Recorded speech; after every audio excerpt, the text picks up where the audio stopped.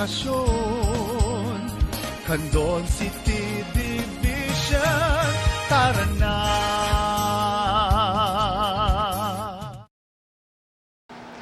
Hello everyone! A glorious and fruitful day, our dear learners and supportive parents and guardians. Welcome to Tirad Pass Network, DepEd Candon City Teleskwela, kanlungan ng kaalaman tungo sa kahusayan at kaunlaran. Tara na! It's English time! This episode is for Grade 10 English, Quarter 2, Week 3. I am Teacher Anthony, and I'll be your teacher for today's episode. Let us learn English in an easy and fun way. Are you ready for another learning experience? Come on, let's get started. This week's episode in Quarter 2 is anchored from our most essential learning competency, formulate a statement of opinion or assertion. In today's episode, you are expected to recognize fact, opinion, and assertion. Distinguish opinion and commonplace assertion from fact. And formulate statements of scheme for major or central ideas.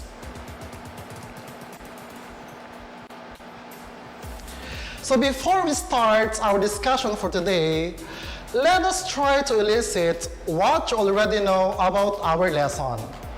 You simply identify what is described in the statement. Kindly write the letter of your answers in your notebook. Number 1. It is a statement that is commonly believed to be true even without proof or evidence. A. Fact. B. Commonplace assertion. C. Opinion. Or D. Bias or prejudice.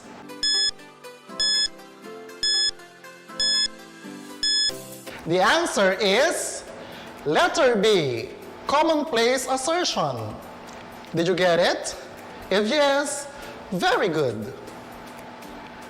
Number 2. It is a statement that is verifiable or can be proven true or false based on evidence or proof. A. Fact. B. Commonplace assertion. C. Opinion. D. Bias or prejudice.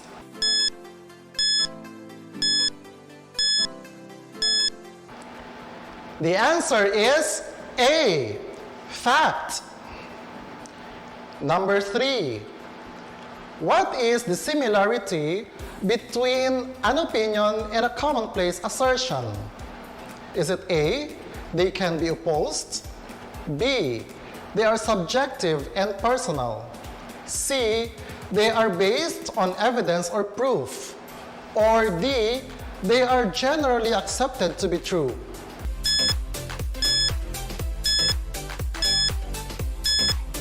And the correct answer is letter A. They can be opposed. If you have observed, the items in our pre-engagement activity are all about opinion and assertion. As we go on, let us see how assertion, fact, and opinion differ from one another. Let us start with assertion. Assertion is a term generally used to refer to statements of fact, opinion, belief, and prejudice. Fact is a verifiable statement that can be proven objectively by verified observations or the results of research. Because the statements of fact can be double-checked for accuracy, there is a general agreement about the truth they posit. Opinion is a fact-based personal judgment or viewpoint that is debatable or potentially changeable. In other words, it is an honest attempt to draw a conclusion from factual evidence and not mere statement of one's belief, preference, or prejudice. Let's have an example. Most public schools in the country are ready for distance education. The word most makes the sentence an opinion that is easier to support. You take note that opinions result from ambiguities. Thus, we can use qualifying words in stating opinions so that, if contested, it would be easier to support and verify. There are three categories of opinion statements, namely, statement of truth, statement of value, and statement of policy. Let's take them one by one. Statement of truth is an opinion that something is or is not the case. Let's have an example. With the minimal number of COVID-19 cases in the city, Baguio City clearly has more effective contact tracing methods than most cities in the country. Statement of value is an opinion which claims that something does or does not have worth. For example, hard lockdowns of barangays have not been effective in controlling the spread of coronavirus. And statement of policy is an opinion that claims that something should or should not be done. Here is an example. Amidst the ongoing pandemic, what the teachers and students need is not academic freeze, but material, moral, and instructional support from the leaders in the education department. Take note that the given examples are opinions based on existing facts or on writers' interpretation of these facts. Hence, they can be debated or opposed. In other words, they are personal views. They may be true for the speaker or writer, but they can't be true for everybody else. Another statement or expression that is somewhat similar to an opinion is called commonplace assertion. This is an oversimplification or a prejudice, which is half-baked opinion based on insufficient or unexamined evidence, or more often, without evidence at all.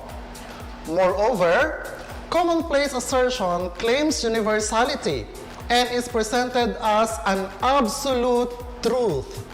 They are common because they are passed on by friends, family members, and in social media. Furthermore, some statements of commonplace assertion have become stereotypes. Let's have examples.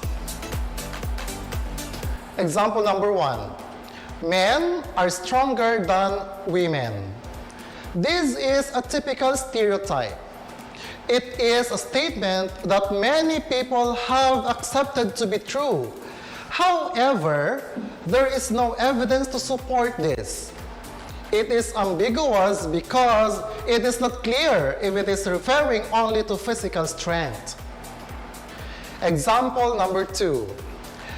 An apple a day keeps the doctor away. Many people accepted this as a fact. However, nothing claims how an apple keeps someone healthy for the rest of his or her life without consulting a doctor anymore. It is clear from these examples that readers need to be critical about the information they read, so as to not assume that these unfounded statements are absolute truths. Let's wrap up. Opinion is a fact-based personal viewpoint that is debatable and potentially changeable.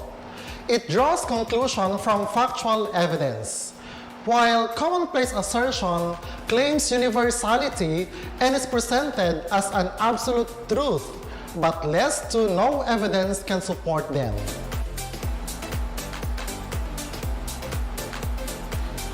To check the extent of your understanding of our lesson for today, please bring out your notebook and ballpen and answer the activities I prepared for you. You're only given 5 seconds to answer each item. In this activity, you identify whether each statement is a fact, opinion, or assertion. Write your answers in your notebook. Are you ready? Let's have number 1. There is not a single district in Baguio City with zero record of COVID-19 cases.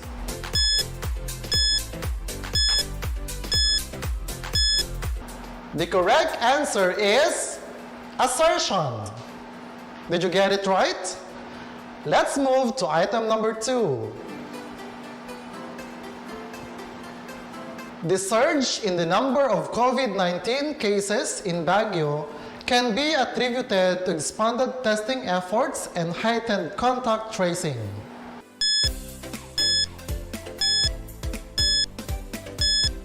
And the answer is fact. Let's have item number 3. To ease the worsening poverty caused by the pandemic, livelihood projects for poor families are a better solution than cash subsidies.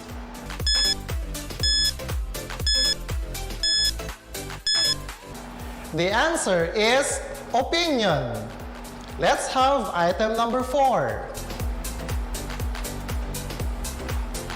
The liquor ban is one of the best policies of the local government in keeping the coronavirus disease under control.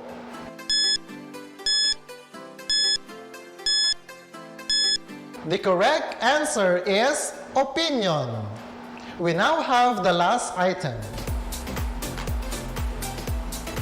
The only tourists allowed to come to Baguio are those from Region 1 and nearby provinces with minimal COVID-19 cases.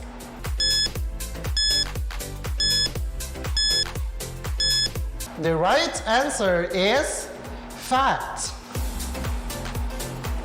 Did you get all the answers correctly? If yes, very good. If no, you can do better next time. That's it. We have reached the end of the lesson. I hope you have fun learning statement of opinion and assertion. To learn more about the lesson, you may visit and check on the following references.